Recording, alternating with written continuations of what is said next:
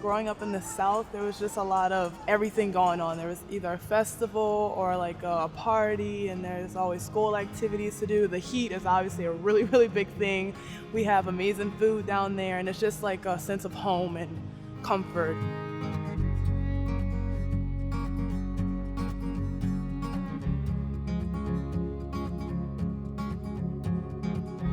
I was born and raised in New Orleans, Louisiana. It's like a part of me deep down. We have the French Quarter, the Superdome, the Saints, and great food, so I am very proud to be from there.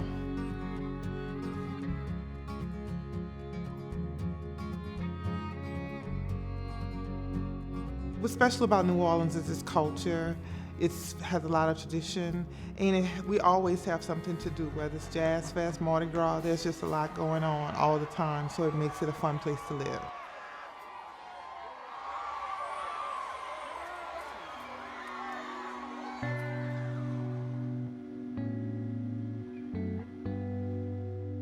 Relief is finally arriving here on large National Guard or Army vehicles.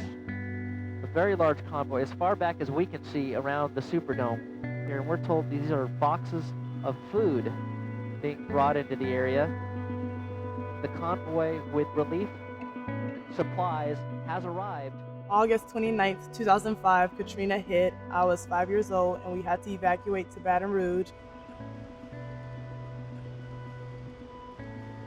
I remember going, like it was my dad's weekend because my parents were divorced at the time, so I was with him that weekend, and he lives in Baton Rouge, which is an hour away from New Orleans, so it really didn't dawn on me like, wow, something's going on back home where my mom and grandmother was, until my mom came up to Baton Rouge as well, and I was like, why is she here? And then she was like, there's like a storm going on, and we had to evacuate and leave there for a little while, so then we stayed in Baton Rouge for that year.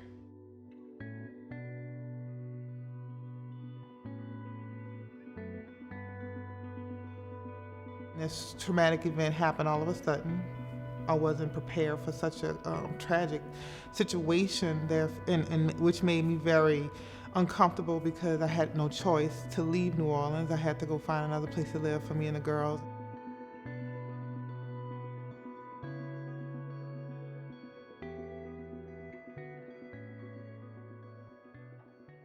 The floodwaters rose all the way to the roof, and everything was damaged. It was total loss.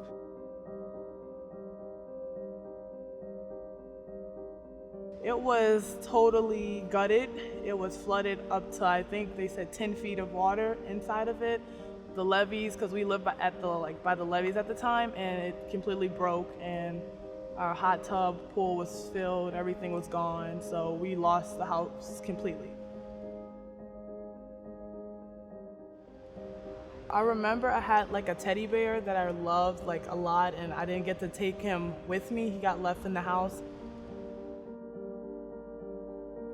We had no place to live. We were practically homeless at that point, so we were at the mercy of others, and we were just grateful that, we were blessed with an opportunity to have a place to live and rebuild.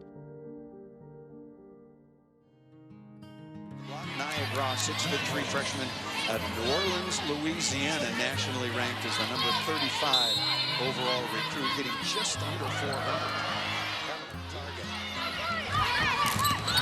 Gros able to tuck that ball down inside once again. Third set, rather. Serve on the way. Played in the middle. Quick in the middle. Roof by Naya Gros.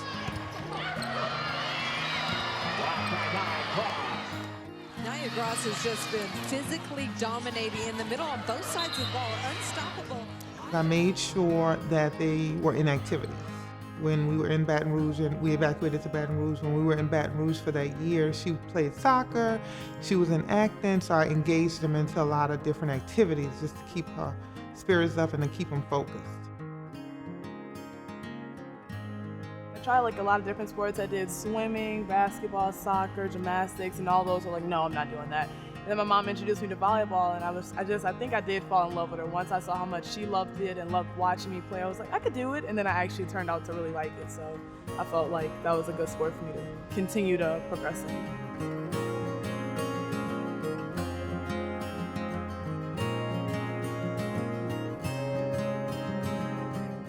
Her greatest strength is her aggression. I always preach, be aggressive. She's an aggressive person in terms of don't back down for any particular person or team. Just give it your all and be your best. So making sure that you be aggressive. I knew I wanted to play, but I didn't know that I could be at such a high level. I do feel like I take a leadership role and I'm ready for that, although I am a freshman, but the team has been great helping me get to where I am right now. I feel that Katrina set the ground and the foundation for her to see struggle, for her to focus on overcoming struggle, and she saw the hard work that it took to rebuild our life. Although I was young, I had to mature fast because I feel like there wasn't any time for me to be crying, and we had so much other things going on. So I feel like that totally has shaped my character today. I see her play now. It means a lot. It just makes me feel that all of that hard work that was put into it, she went from playing in middle school to a club to high school. So it was a build-up, and it's just amazing to see her play now. It's fun. She's fun to watch. Totally grown in her game, and her volleyball IQ is increasing each game. How do you lose track of number 17 in green? She was almost undefended there. Her personality is very consistent. Just what you see on the court is what she is at home. She's very fun-loving. She's a jovial person.